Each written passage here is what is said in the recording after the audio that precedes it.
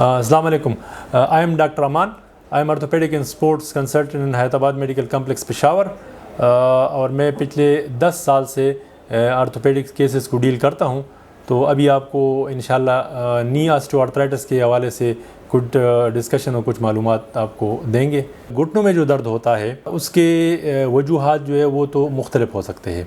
لیکن عام طور پر جو گھٹنوں کا درد ہے وہ زیادہ عمر کے لوگوں کو ہوتا ہے. یعنی 50-60 سال سے اگر عمر زیادہ ہو جائے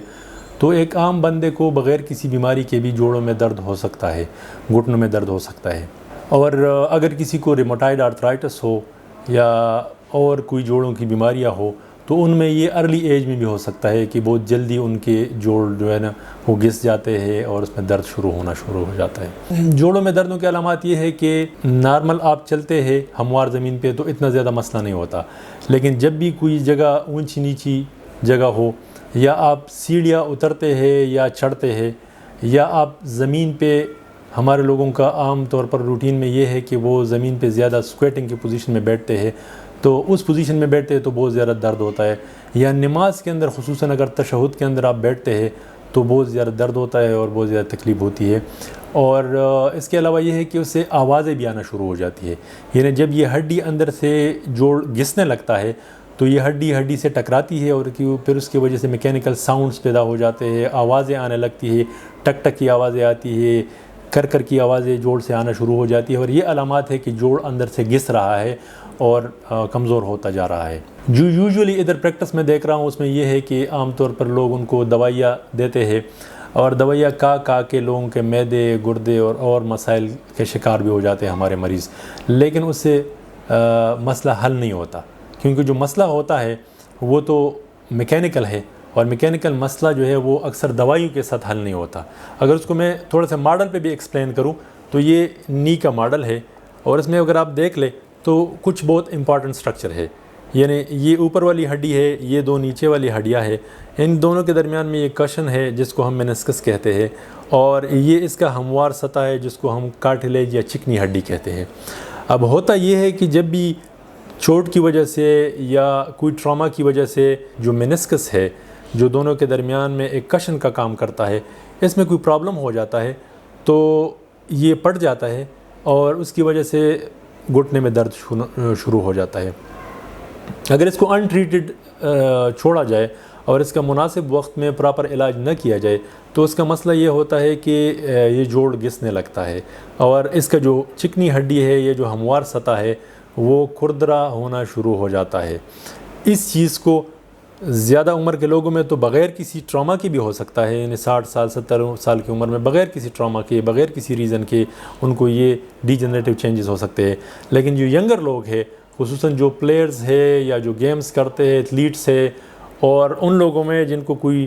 RTA یا موٹر بائک انجریز اور اس طرح کے ہو جاتے ہیں اور اس میں نیز میں سویلنگ ہو جاتی ہے اور نیز کو ٹراما ہو جاتا ہے, تو اس میں یا تو یہ لیگمنٹ ڈیمیج ہو جاتا ہے جس کو ہم ACL انجری کہتے ہیں, جس کو میں ریکنسٹرکٹ کرتا ہوں اسکوپ کے ذریعے, کیمرے کے ذریعے دوبارہ اس کو ریکنسٹرکٹ کرتے ہیں, جو میرے پیج پہ بھی موجود ہے. اور یا یہ مینسکس بہت عام سٹرکچر ہے, یہ درمیان والا یہ ڈیمیج ہو جاتا ہے. تو ان دونوں کا ریپیئر کرنا, بر وقت ریپیئر کرنا بہت ضروری ہے. اگر یہ ریپیئر ہم نہ کریں تو پھر ینگر لوگوں میں بھی جو یہ جوڑ کی بیماری جو میں نے بات شروع کی تھی وہ جلدی شروع ہو سکتی ہے. اس لیے ایک تو ینگر لوگوں میں اگر یہ پرابلم ہو, مینسکس کی انجری ہو یا ACL کی انجری ہو یا کانڈرل لیجن ہو, یعنی یہ چکنی ہڈی کا مسئلہ ہو, تو ان کو جلدی ایڈریس کرنا چاہیے. اور ابھی یہ ہم کیمرے کے ذریعے, اسکوپ کے ذریعے, بہت منیملی انویزو سرجریز کے ذریعے ہم یہ ایڈریس کرتے ہیں, ٹھیک ہے. لیکن جو میں نے بات شروع کی تھی کہ جوڑ گھس جاتے ہیں خصوصاً بڑے عمر کے لوگوں میں, اور وہ بالکل بیٹھنا شروع کر دیتے ہیں کہ وہ چلنے پھرنے سے قاصر ہو جاتے ہیں اور دوائیاں کا کر بھی وہ تھک جاتے ہیں, تو ان کے لیے کیا حل ہے؟ کیونکہ ان کا یہ جو ہڈی ہے یہ گھس کر دوسری ہڈی کے ساتھ بالکل ٹکرانے لگتی ہے. تو بون آن بون آرتھرائٹس اس کو ہم کہتے ہیں, جس میں یہ دونوں ہڈیاں ایک دوسرے کے ساتھ ٹکرانے لگتی ہے, اس میں دونوں ہڈیاں جڑ چکی ہوتی ہے. اس کنڈیشن میں یہ اب ایک میکینیکل پرابلم بن گیا ہے جس کا علاج دوائیوں سے ممکن تو نہیں ہے. لیکن پھر بھی یہ ہے کہ اگر وہ انیشل سٹیجز میں ہو تو ہم انیشل سٹیج میں ان کا جو علاج کرتے ہیں وہ یہ ہے کہ ہم تھوڑے سے میڈیسن اس کو پرسکرائب کرتے ہیں اور ساتھ فزیوتھیراپی کراتے ہیں کہ ان کے مسل بلڈ اپ ہو جائے, ان کی موبیلٹی, رینج آف موشن دوبارہ ریسٹور کیا جائے. تو ان فرسٹ کنزرویٹو ٹریٹمنٹ میں ہم یہ کرتے ہیں. اور تیسری بات یہ ہے کہ اس کا وزن کے ساتھ ڈائریکٹ بہت زیادہ گہرا تعلق ہے کہ جن لوگوں کا وزن زیادہ ہو تو ان کو یہ ایڈوائز کرتے ہیں کہ وہ اپنے وزن کو کم کرنے کی کوشش کرے اور گھٹنوں کے بل نہ بیٹھے, نماز میں تشہد پوزیشن کو ایوائڈ کرے, جو انڈین کا موڈ ہے اس کو استعمال نہ کرے بلکہ چیئر والا یا انگلش کا موڈ استعمال کرے تاکہ نیچے اسکویٹنگ کی پوزیشن کو ایوائڈ کر سکے. تو یہ انیشیل ہم لائف سٹائل موڈیفیکیشن, وزن کو کم کرنا اور کچھ چیزیں ہم پیشنٹ کو بتا دیتے ہیں جس کی وجہ سے ان میں انیشیل سٹیج میں ہم اس کو روک سکتے ہیں. مگر اگر یہ بیماری فردر ایڈوانس سٹیجز میں چلی جائے جس میں سٹیج 3 اور گریڈ 3 اور گریڈ 4 تک آسٹو آرتھرائٹس آ جاتا ہے تو اس کا علاج پھر دوائیوں سے ممکن نہیں ہے. اگر یہ مسئلہ صرف مینسکس کا ہو یا ایک کانڈرل لیجن ہو یعنی چکنی ہڈی جو میں نے ادھر بتائی چکنی ہڈی اس میں گھسنے کی وجہ سے ہو تو اس کو تو ہم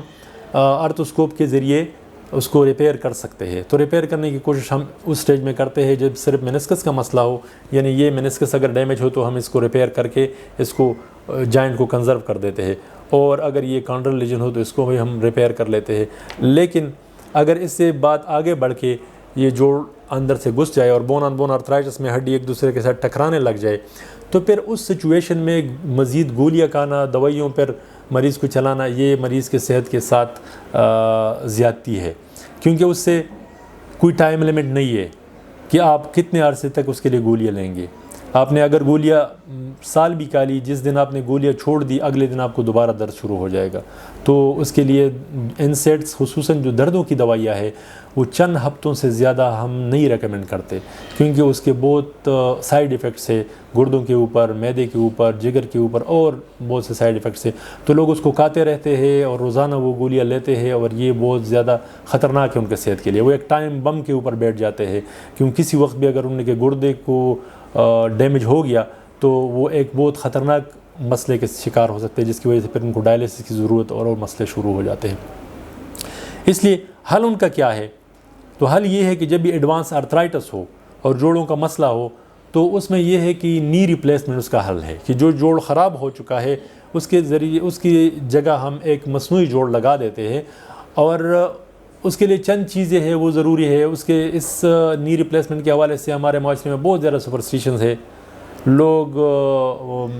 عجیب عجیب توہمات کے شکار ہے, لیکن الحمدللہ جتنے ہم نے کیے ہیں تو کوئی ایک پیشنٹ بھی فیل نہیں ہوا. میں نے جتنے کیے الحمدللہ, میں نے اپنے پریکٹس میں جتنے پیشنٹ کیے ہیں وہ الحمدللہ دے آر ڈوئنگ ویل. اور صرف اس کے حوالے سے یہ ہے کہ اگر پیشنٹ ڈائبیٹک ہے تو ڈائبٹیز کنٹرول ہونی چاہیے, اگر پیشنٹ اوبیز ہے تو وزن تھوڑا سا کم کر کے اس کو کنٹرول کرنا چاہیے, اگر پیشنٹ کی کسی جگہ میں کوئی انفیکشن ہے یعنی اس کو یورین میں انفیکشن ہے تو اس کو یوریناری کر کے اس کو اینٹی بائیوٹک پراپر دے کے اس کو ٹریٹ کرنا چاہیے. اگر اس کے ناخن میں, کان میں, دانت میں کسی جگہ بھی کوئی انفیکشن ہے یا سورس آف انفیکشن ہے تو اس کو ہم پہلے ٹریٹ کریں گے اور اس کے بعد ہم ایک پراپر طریقے سے اور ایک پلین کر کے ٹوٹل نی کی طرف یا ٹوٹل ہپ کی طرف جوائنٹ ریپلیسمنٹ کی طرف جائیں گے. تو انشاءاللہ اس کی سکسیس ریٹ جو ہے نا 98% سکسیس ریٹ اس کا ڈاکومنٹڈ ہے. ٹھیک ہے, جو 15 سال سے لے کے 20 سال تک پھر patient without taking any medication وہ پھر اپنی موبیلٹی جاری رکھ سکتا ہے.